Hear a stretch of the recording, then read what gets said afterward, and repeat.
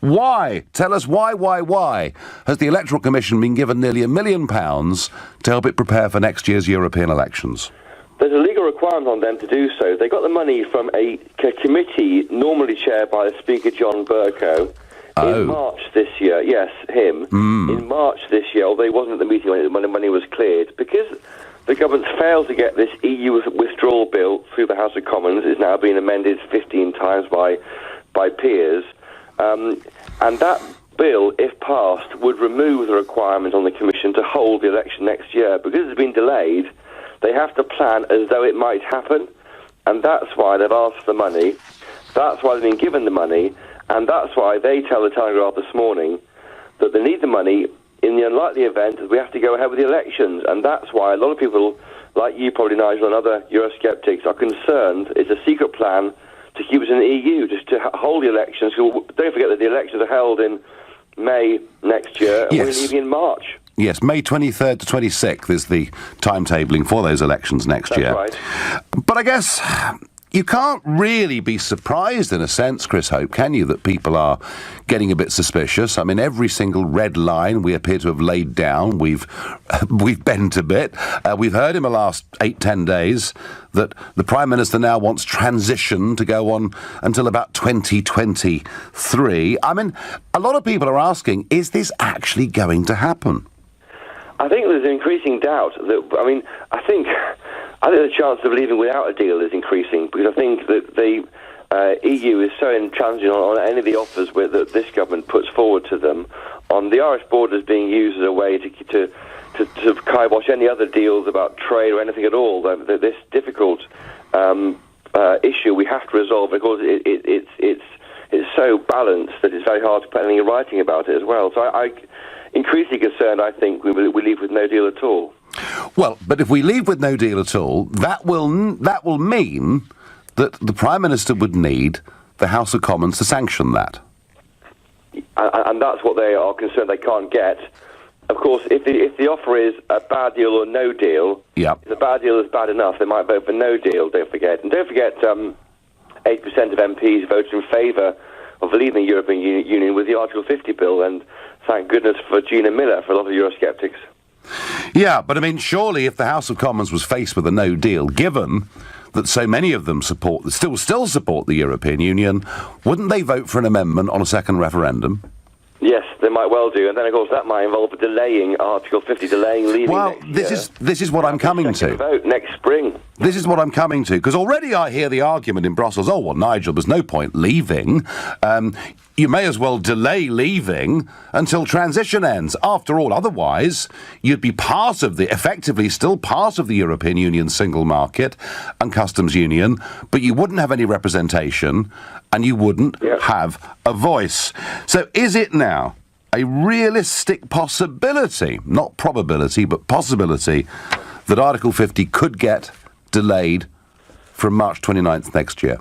I would say it's still a probability. If you talk to the government, they say we are leaving on March 29th next year. They say we're not. It's Andrew Donis and his ilk who are saying we must delay that and have this second vote. I can easily see, though, that we end up never really leaving in this kind of purgatory if this carries on. I think the government, forgive me, I think the people who voted for leaving, the 17.4 million people, demand to leave, and I think they are risking a lot by going against that. I can see that these are issues that must be resolved by both sides with goodwill. Yeah, they'd also be taking quite a risk, wouldn't they, with the European elections? Because if we did contest those European elections, I would have thought it likely that UKIP or something like UKIP could sweep the board. Yes, but would you stand? I mean, I heard this week you said, well, I'm off on March 29th. I'm not hanging around even for 8 more weeks just to be sort of paid to be a representative but not elected. Oh, no. My position is, I will leave the European Parliament when we leave the European Union. So if we leave the European Union on March 29th next year, I will have a little celebratory get-together on the night before, and I'll be on Eurostar at lunchtime, out of there, never to be seen again, which Mr Verhofstadt and co may be very happy about, although the truth of it is, of course, I've given them more publicity, Chris, than anybody's ever been in the European Parliament. But if let's put it like this. If this country fights the next European elections next year, I'll be in the mix, make no mistake about that. And I think we would try and use it as a chance to teach them a lesson they could never, ever forget. And it could almost give UKIP its mojo back. I think it probably would. Chris, thanks for joining us on this Sunday morning. Well, you heard it there. Chris Hope, Assistant Editor and Chief Political Correspondent for the Daily Telegraph.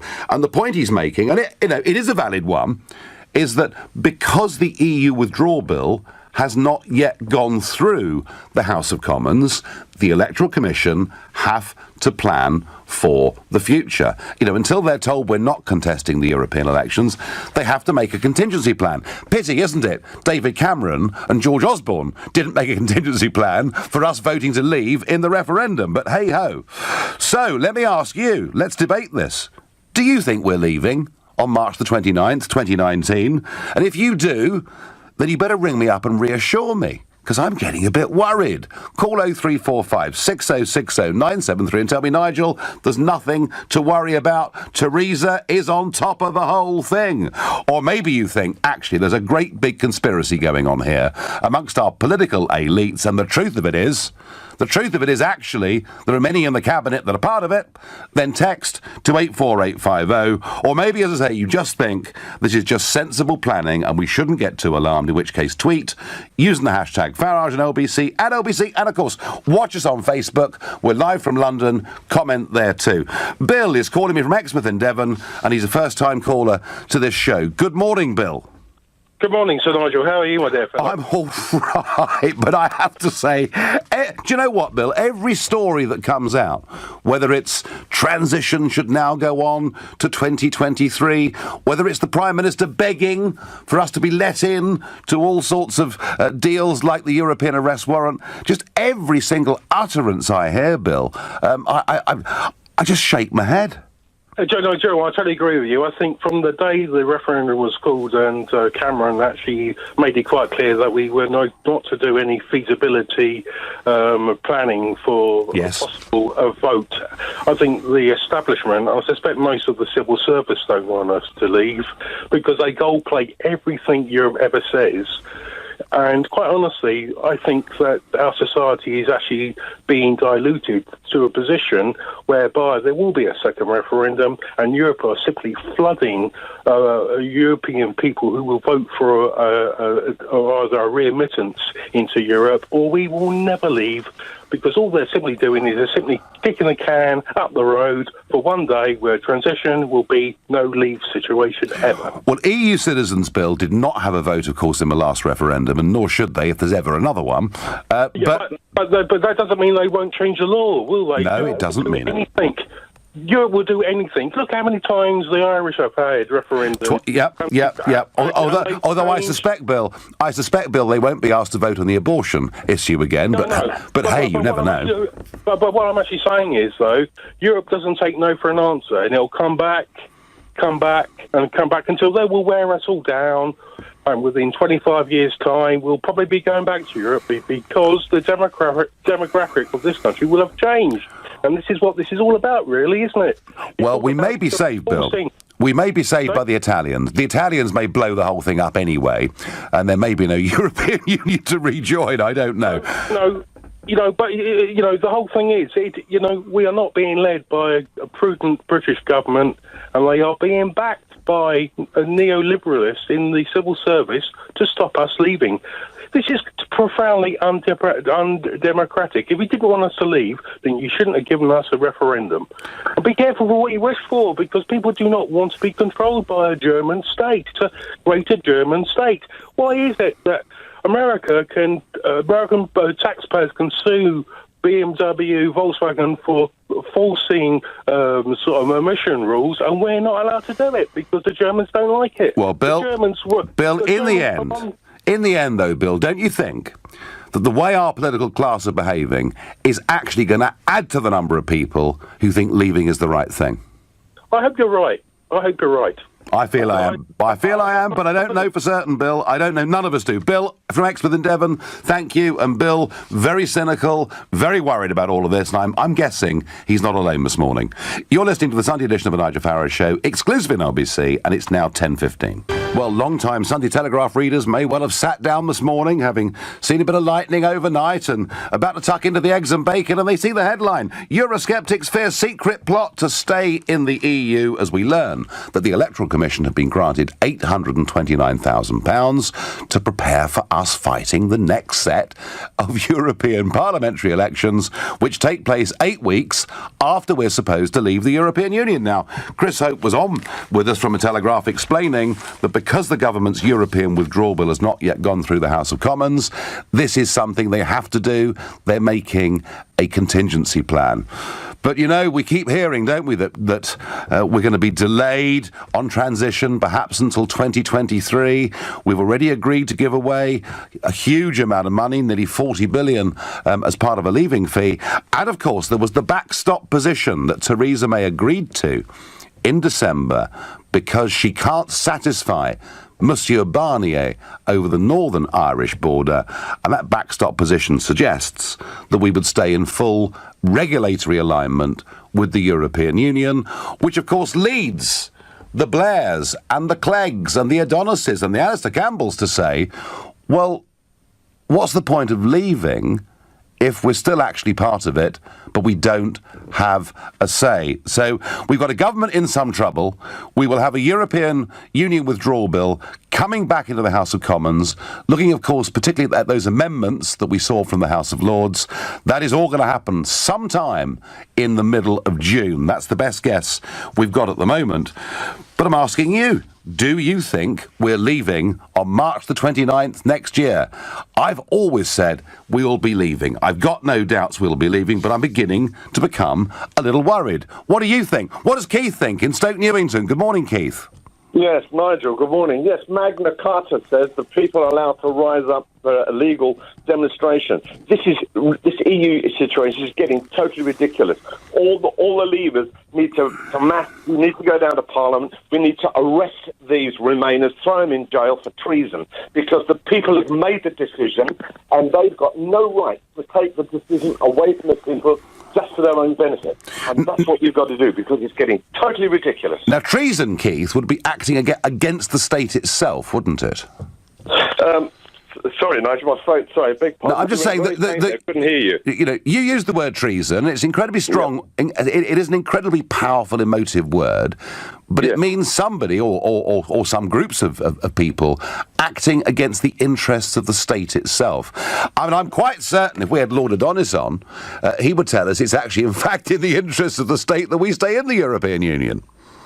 Yeah, but the point is, his argument is that he wants, when you analyse it, he wants to take the power of referendum from the people and put it back in Parliament. That means Parliament's becoming a dictator. The decision has been made. And what we should be saying is, I'm sorry, we're leaving regardless. And once we've left, we will then open negotiations with Europe, if they want to, and take it from there. We're not doing this. Well, I think, Keith, the word is betrayal. It's a betrayal. Right. That's the word. Because, as you say, we're given a referendum, we're told, whatever you decide, we will implement, and now there are vast swathes of people trying to overturn it. Keith from Stoke Newington, I thank you. Nick in Sevenoaks is pleased. He says, I'm pleased to hear there's further doubt over us leaving. Looking forward to another referendum and having a chance to stay in the Union with our European allies. Which one, Nick in Sevenoaks? The Italian Eurosceptics, or will it be the Austrian Eurosceptics, or will it be the Hungarian Eurosceptics? Or, I mean, the idea, Nick in Sevenoaks, that everything is hunky-dory on t'other side of the channel, actually, Brexit is not their biggest problem. The Italian government and the Hungarian governments pose them a bigger threat. Anyway, Nick thinks Brexit's on its last legs. Well, it may be as far as the establishment's concerned. My feeling is out there in the country, if they tried to make us vote again, I think they'd be very surprised by the result. Really leaving? Don't be daft. They're not negotiating deals. They're working out how to make not leaving look like leaving. I wonder how they'll do it, says Dave. Well, the Prime Minister's good at that because she wants to opt back in to virtually every single part of this European project. Ken says to me, I don't think we're going to leave. It's all a big con. And Giorgio in Bristol says, I want my cake and I want to eat it. What's the point in having a cake if you can't eat it? In other words, I voted to leave and that's what I want. Giorgio, there are a lot of people out there who voted to leave who are becoming, I think, increasingly angry. That doesn't mean that because this £829,000 has been given to the Electoral Commissioner, that of itself is actually an establishment plot, but it does say that the government has got to bring this to a head pretty damn quickly. John is calling from Loughton. Good morning, John. Good morning, how are you? Oh, I'm fine, John. I can't sleep because of the lightning, and then I get up and look at the Sunday Telegraph, and I'm not sure what to do apart from shout. Well, that's probably shouting's not a bad idea. I must admit, when I switched on the radio this morning and listened to I haven't read the paper, but your heart is just sinking. I sink every time I hear a piece of news like this because I'm feeling exactly the same way. And I suppose I voted to leave, and I placed a large bet, the opposite of what you should do. Yeah. I placed a bet on remaining because I so much wanted to leave that I thought, well, how much money am I prepared to lose on remaining part of the EU? And I put a large sum of money down, and now I'm sort of wanting my money back, I suppose. It's like a double whammy. You know, you've not only lost your money, but now you haven't got the thing that you thought you were going to get. It's funny you're talking about betting, John, because I've got a little bet riding at the moment. I was at, I had the good fortune to be at Lord's on Thursday and Friday. Good fortune in the sense that it's a great place to be.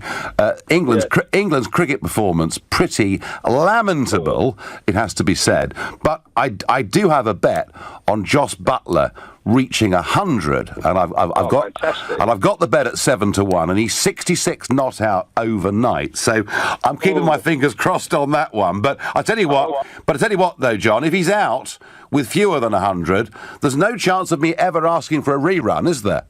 No, not at all, and that's the problem. That is the problem. It is. A bet's a bet, and, you know, a result's a result. They didn't say on the other side of the piece of paper, read for exit 2, 3, 4 or 5. No. It's quite simple. So any amount of not leaving on the date is against the will of the people. So if the worst-case scenario, John, if the worst-case scenario comes along and we suddenly hear that because of technical difficulties and complications, it's been decided that, of course, we are leaving the European Union, and Mrs May will stand up and say Brexit means Brexit, but it's actually more convenient now, John, for us to delay Article 50 by 2.5 years because that will time better through the transition period and enable us to have a voice in the corridor of power.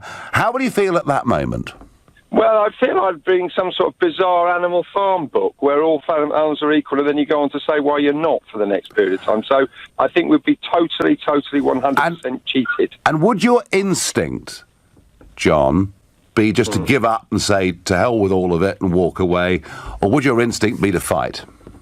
Oh, fight every step of the way, and I think that that's not to be underestimated. I think that, you know, if you went through the depth and breadth of those people who voted, I think that the more that's gone on, everything we see every day persuades you exactly the reason why you should have been wanting to vote to leave in the first place. Yeah, interesting. John, thank you. Great call. Paul is calling from Edmonton. Good morning, Paul.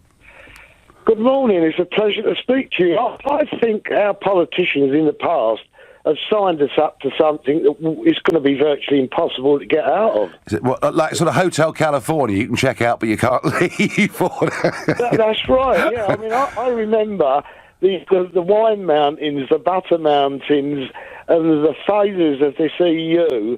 It's just a big club, and it's a joke. Well, it's a very... I mean, Paul, whatever problems it's currently got, it has turned itself into an incredibly powerful organisation. I mean, a new piece of legislation came in from the European Union just 2 days ago on data protection, and I'll be talking about that a bit later on the show. And it does legislate and control many aspects of our lives. But there seems to be this narrative, Paul, that it's impossible to leave. I don't believe that. Well, I think they've signed us up to some dodgy dealings that it's going to be very difficult. I mean, we don't hear enough from other countries and other manufacturers what they've already told Junkers to calm it down because they're getting a bit worried now. Well, yes, of course, because imports and exports. Well, yeah, I mean, if you're a German, if you're a German car manufacturer or a French champagne producer or a Belgian chocolate maker, kind of the UK market is one of your best markets in the whole world, and you're trading with the UK at a massive surplus. So there is some pressure, Paul. There is some economic pragmatism being put on Juncker, being put on Barnier, but ultimately, it's Barnier that we're dealing with. And the one thing he does not want to happen is for Britain to be able to be seen to be getting a fair and reasonable deal. Because do you know what, Paul? If we get that, the Italian government will say, that's what we want. Yeah, I mean, another thing with this car manufacturing, it started off all the manufacturers come here from abroad to get over EU quotas, not because Great Britain is great. Well, actually, do you know what? When it comes to car manufacture, you look at the Nissan plant up in Sunderland. It is one of the most efficient car plants in the world. So let's not knock ourselves. Let's not knock ourselves too much. Paul, are we going to leave on March the 29th next year? Yes or no?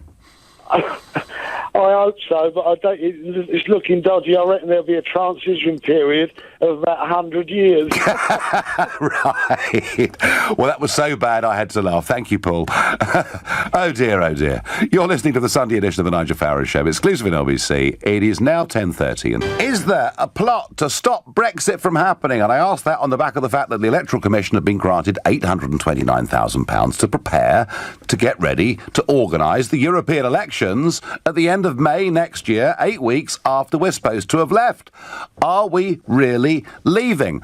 And I've heard from a few of you already very concerned about this, but please, if you think it's a good idea that we fight the European elections next year, let me know on 0345 6060 973. Now, anyone living in the southern part of England, or I believe much of Wales, cannot fail to have noticed the remarkable storms that we had last night. Tens of millions of people will have seen and heard those storms last night. It's causing problems at Stansted Airport, so if you're flying from there, you best check, I think, before you go.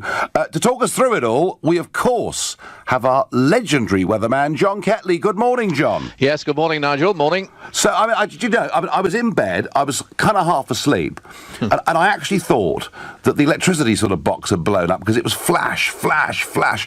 I know. I mean, and how big a swathe of the country did these storms affect? Well, they certainly came in from northern France. They were imports, not for the first time. It's quite typical when you get temperatures of 28, 29 degrees across France during a Saturday afternoon that you start importing these storms into the UK, and the southern England area is always first to catch them. So they did arrive across the south coast around about, 10:30, 11 o'clock yesterday evening. Yep. And they started moving northwards, and London really did catch it. I've had a report this morning that 25 millimetres of rain fell at Twickenham Stadium. So we've got a match there again today, England playing Barbarians.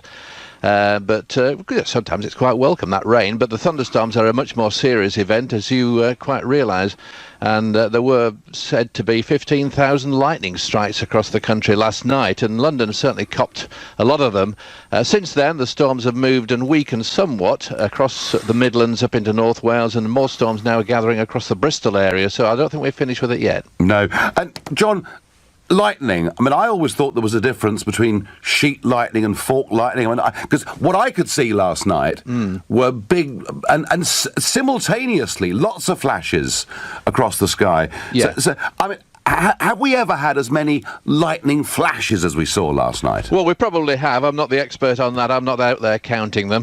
Well, I tell you what, they were a remarkable number. Yeah, I mean, the Tornado and Storm Research Organisation based in Oxford will probably have a very good idea as to how many strikes there were. A lot of it last night, I understand, was sheet lightning, which is the lightning that's going across at high level. That's what I saw, yeah. Yeah, that's right. Very little of it was actually fault lightning, which is the very dangerous lightning which strikes the ground, strikes buildings, strikes people suddenly, and thankfully we didn't have too much of that, but the sheet lightning was constant as far as I can gather, and that's probably because it was high level thunderstorms, which is based on clouds way up in the sky. Okay, so maybe one more day of this and then back to normal? Well, when you say normal, I heard you were saying that you're at Lord's for 2 days this week. So absolutely wonderful. I'm sorry I didn't get the invite. But I've spent many days at Lord's in the past 30 or 40 years. It's a wonderful place to be, but not when we're losing. But I do hope that Jos Buttler gets his century today before any more storms arrive. And so do I. Yeah, so do I. I've got my money on him. I know you have. No, Buttler gets 100, then it rains for the next 2 days. For English cricket, that'd be very good. Well, it isn't beyond the realms of possibility there could be a draw in this, because there will be more storms gathering. I've just mentioned to you there are storms now again across North Wales and Bristol, and there will be more coming into the southeast for the afternoon. So I think it's across central and southern parts of England and into Wales where we are going to see more storms today. And as we saw last night, if you do get 25 millimetres coming down in less than 2 hours, it does take a little bit of time for the ground to dry out again and for everybody else to dry out as well. So yeah, there's more storms to come, and more storms in the south again tomorrow. I think Scotland and Northern Ireland is missing all of this fun. I certainly didn't see anything last night in Lincolnshire. I had a wonderful night's sleep, but thank you for asking. John, thanks for joining us. Well, that was John Ketley, legendary weatherman. And boy, they may have missed him in Lincolnshire, but certainly in London and the south east and many other parts of the country, I've certainly never seen lightning flashes like that in my life. Maybe it was all a sign. Maybe it was all part of the big conspiracy. Are we really leaving the European Union on March the 29th next year?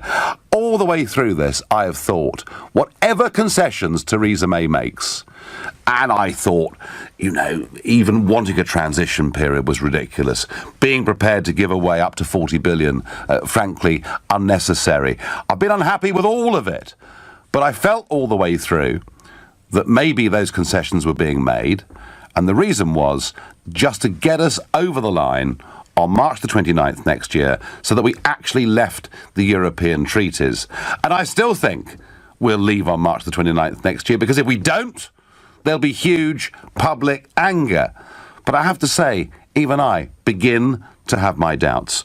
How does Andrew in Halifax feel about the whole thing? Good morning, Andrew. Oh, good morning, Nigel. Well, I was a member of the Conservative Party for many years, and apart from 2009 Euro elections when I did vote UKIP, I've always voted Conservative. Yeah. But I famously cut up my membership card last September when May announced in a Florence speech that she was proposing this transition, because I had a feeling that this sort of scenario was exactly what would come to pass. And I had a lot of arguments and disagreements with other members of the local Conservative Association who assured me that this was all tactics to try, as you say, get us over the line and get us out. Yeah. I was sceptical then. I'm even more sceptical now. But by God, if the Tories don't deliver on this, then they deserve to be out of power, not just for one generation, but for several. And I say that as a Tory. Andrew, as a Eurosceptic, and I wasn't going to say card-carrying, but cut-up card-carrying member. Yeah, indeed, yeah. Jacob Rees-Mogg is the most prominent Eurosceptic now in the House of Commons. He's leading the ERG group. They've got European Research Group. They've got about 60 MPs in their number. Is it now beholden upon him to do something? Well, it is, but the ERG are not enough on their own. When you get people like Soubry, who are determined to overturn the result, and incidentally, when I rang her constituency office to register a complaint, I had the phone put down on me. That's the sort of contempt that her staff have for the people that she is betraying. But you're a Little Englander, Andrew, aren't you? Oh, of course, yeah. And bigoted, I expect, too. Well, it's funny, isn't it, that, now that the abortion referendum in Ireland delivered what the establishment wanted, suddenly referendums are all tickety-boo again. Exercise in open democracy to be welcomed and the people to be congratulated, is what Varadkar said.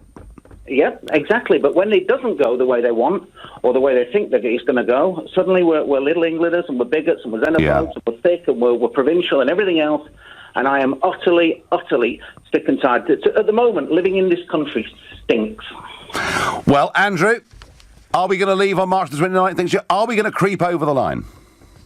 Well, all I can say is if we don't, then I think the public will be understandably outraged. And if anybody ever comes to me asking me to condemn any civil disobedience that results from that betrayal, they'll be whistling the wind, because I certainly won't be giving it.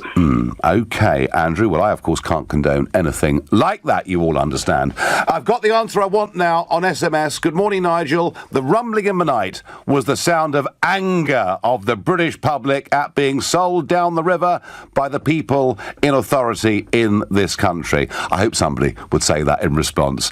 D says, will the Electoral Commission give the money back if we do leave? Well, it's if we don't fight the European elections, D, but it's one and the same thing. Would that money then go back? I don't know. I mean, I have to say, the Electoral Commission is just about my least favourite organisation in the world. There are 10 of them on the board. 4 of them even since the referendum, including their chairman, Sir John Holmes, have made statements regretting the referendum result. And they're made up of former Lib Dem MPs and Labour MPs and Tory MPs. They've got one bloke who was a Labour MP, an SDP MP and a Tory MP. Well, there's a principled sort of chap for you.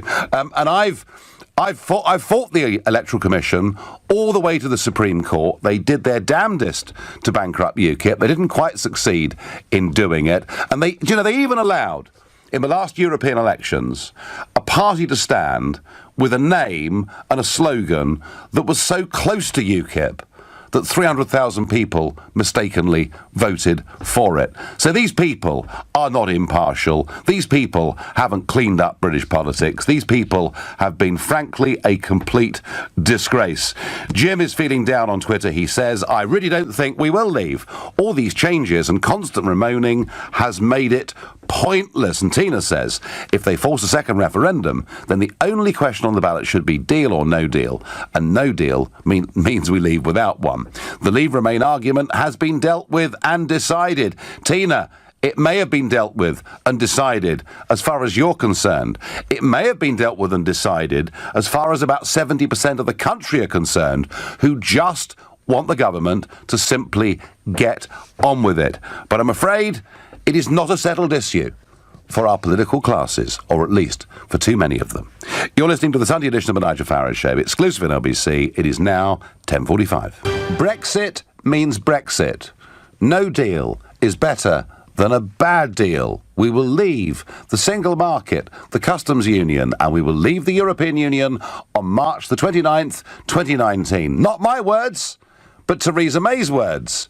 And since those days, since that great Lancaster House speech, which I hear on LBC lauded as the best speech I'd heard from a modern British politician, since then, it's all been foot-dragging and delay. Since then, it's all been Monsieur Barnier dictating terms, asking us to jump, and the British government, frankly, saying how high. It's all been done, I think, because they wanted to get us over the line on March the 29th next year, when at 11 p.m. we are due to leave the European Union treaties, the big historic break. There are many, of course, that don't want that to happen. And I think if you look at today's front pages, particularly the Sunday Telegraph, who led with it in a very big way, now very much a feeling that perhaps it isn't going to happen. Is it, or is it not going to happen? John in Glasgow, is it happening? Nigel, it's happening. I'm afraid you're getting everybody all excited and bothered. Oh, no, John, I'm not. I'm not, John. The front pages of the newspapers are. I'm just debating the issue. I still think we are going to get over the line because I feel that to delay Article 50 by, say, a couple of years or whatever, I don't think public anger would stand for it. Well, I think this is all a bit too sinister on a Sunday morning on a bank holiday weekend. It's a red herring, Nigel, because all this is effectively somebody being caught with their hands in the state subsidy till here, to avoid a few redundancies at the self-licking lollipop that is the Electoral Commission, because they would have to let some people go between now and next year. They've simply said to the government, we're here, this is a growth industry, holding Welsh elections, Scottish elections, European elections, national elections, mayoral elections, and now we're looking at contracting. Just let us have the money, and the simplest thing for the government to do is to just let the money go through to them, to continue preparing for something that won't happen, to stave off the evil day of some redundancies there. John, let me tell you what's not a red herring. What is not a red herring are those 15 votes that took place in the House of Lords that are now coming back to the House of Commons and likely to be debated and voted on sometime in the middle of June. And in particular, John, was one. It's on the customs union. Are you absolutely confident that the Prime Minister has a majority on that in the House of Commons? Well, there's certainly other dangers in the wing as far as that's concerned. But this is an absolute red line of her election manifesto. Well, if it comes to that, there'll certainly be huge amounts of trouble. The Electoral Commission angle, though, to be honest, they're simply just protecting their own little empire. No, and I understand that, and it's nice to know that at least one part of the state is preparing for the future, unlike Cameron and Osborne with the referendum itself. But John, the point I'm making is this. There is going to be a big moment at some point in June on that customs union vote. What if, and at the moment, she's either going to win it by 5 or 6 votes or lose it by a couple. I mean, that's how tight this is. What if she lost that vote? What would happen? Well, there is a possibility of another general election. Yes, there is. It may not be a bad thing, because it would certainly shake up probably 20 or 30 of the numbers in the House of Commons, because the Scottish Nationalists would certainly lose at least another 10 to 15 MPs there. The question is who would replace them.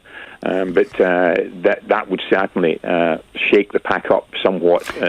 Well, John, I floated this on this very programme a couple of weeks ago, and I think we were the first national programme to suggest that a general election could be coming down the track. So a general election is one possibility, but another possibility, John, is that she decides that it's all a bit too difficult, and they're going to suspend Article 50 for a year, 2 years, 3 years. I don't think that'll wash. They've already watered it down to us leaving effectively now at 2020. I think if she came along with that proposal, there would be effectively a general election, because I just don't see that getting through Parliament or the electorate. That is too much of what they've watered it down so far. They waited 9 months to come along with Article 50. I know. The 2 years is there. Now it's another transition. You can only kick the can down the road so far, and I do think that there is an increasing likelihood of a general election coming down the track. It would be no bad thing, certainly from a Scottish point of view, because it would get all this nonsense about another Scottish so-called independence referendum off the table, because the SNP would get another slap in the face as far as that's concerned. That would be the only positive lining in it. Well, that's your view, John. That's your view. Elections are funny things. Thank you very much indeed for your call. Dennis is in Bournemouth. Hi, Dennis. Hi, good morning, Nigel. Good morning. So are we leaving on March the 29th next year with fireworks and big parties? Well, I think that if we, the Brexiteers, if you like, don't get our act together, then we're not going to leave. If you take me, I mean, I live in Dorset. Where is the focus for me to express my opinion with millions of others against what is happening? Now, if we look at the other side, they're well organised, they're determined, they're committed. They've got a coherent strategy to overturn Brexit. All started with Gina Miller, etc.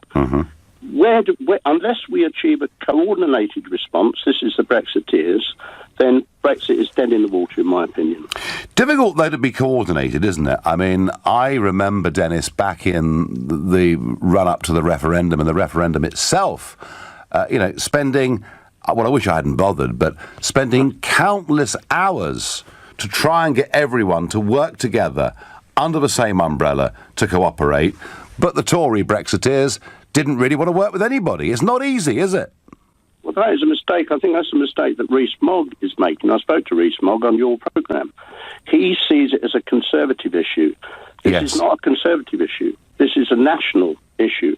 Now, if we look at the various groups that are around, you've got Leave Means Leave. Yep. We've got Campaign for an Independent Britain. And you've got the ERG group. Yep. There's no coordination. There's no national franchise that I can go to, and millions of other people can go to voice anger and our disquiet about what the government's doing. No, Dennis, we've got to stop talking, and we need action. Well, the point is, Dennis, the reason that doesn't exist is because Theresa May, has claimed that territory as being her own with the Lancaster House speech, with what she said in the general election. The message has been, you can all pack up and go home. You're not needed. We now have a Brexit-supporting Prime Minister. That's, I think, actually, Dennis, more than anything, that's the reason that we face the potential difficulties that we do. I couldn't agree more, because when you look at it, this is actually not a government issue. The government's got a legal responsibility to express the will of the people in terms of Brexit, and they're fiffing and faffing around right from the start. It's too late now. Right from the start, this should have been cross-party. Now, I'm concerned that Parliament is overwhelmingly weighted in favour of staying in the European Union. Which it is. Now, where is the counter group? That's my question. I mean, you're in contact with people like Aaron Banks and so on. What we need is a franchise. I'd be happy to represent Dorset, if you like, or whatever. Yeah. So would a lot of other people. It needs money. It needs coordination. But would the Conservatives work with it? I think we should almost forget about the Conservatives and concentrate on Trouble is, Dennis. Concentrate on the constituencies. Trouble is, Dennis, they're in government. Listen, I work with Leave.eu, and we had 18 different organisations together under the same umbrella, including the New Communist Party of Great Britain and George Galloway. And I was perfectly happy to work with people with different political viewpoints. The one group of people it's virtually impossible to cooperate with are those from the Conservative Party. It's very, very difficult indeed, Dennis. I thank you. On Twitter, Patrick says the EU's behaviour during these negotiations has been dubious, but Nigel is deluded if he thinks people are more likely to vote Leave in any further vote. Well, Patrick, I think there is a sense amongst the British people, if we were to be asked to vote again, that would be frankly not very far away from outrage. I've got time for one last very quick call. Jim in Dartford, good morning. Good morning, Nigel. Firstly, I think if we don't leave March 29th rather, be a mass backlash in the local elections and the EU elections. I need to ask you a quick question. When you're talking to John Ketley, you're talking about 2 days at the Lords. Yeah. Is that the closest to the Lords you're going to get? Oh, absolutely. Very good, Jim. Yeah, Lord's Cricket Ground's about as much as it's going to be for me. It's funny, I was told on the Friday, David Cameron's on the lawn drinking a glass of Pimm's. Why didn't you go over and say hello? And you know what, Jim? Nothing could have been further from what I wanted to do on a Friday afternoon at Lord's. Jim, you've made your point. Thank you. And Jim makes this point that if we don't leave on March the 29th next year, there would be a huge political backlash. You know, one thing I know for certain is that the effect of UKIP, when it was rising through the polls in 2012-13, winning the European elections in 2014, the impact that it had on the Labour vote, ultimately, in 2015. The last thing either Labour or Tories want is a resurgent UKIP party. I promise you, if we don't leave on March the 29th next year, if this is delayed by a couple of years, if we do fight those next European elections, I promise you, I'll be there fighting them, and next time it'll be no more Mr. Nice Guy. OK, looking ahead, Jeremy Hunt has said people want to pay more tax to fund hospitals. The Health Secretary has said that people recognise that through the tax system we'll end up having to contribute more to support the NHS. He says there is a willingness to do that. Interesting. Provided they can see the money goes to the NHS, provided they can see it's not being wasted. I'm asking you, would you be happy to pay more tax, perhaps a lot more tax, if you thought it would help the NHS? less. If you say, yep, I'm happy to do that, call 0345 6060 973. Maybe you think you've paid enough already, in which case, text to 84850. Or maybe you think, actually, a lot of it gets wasted, in which case, tweet using the hashtag Farage and LBC at LBC, watch us on Facebook and comment there too.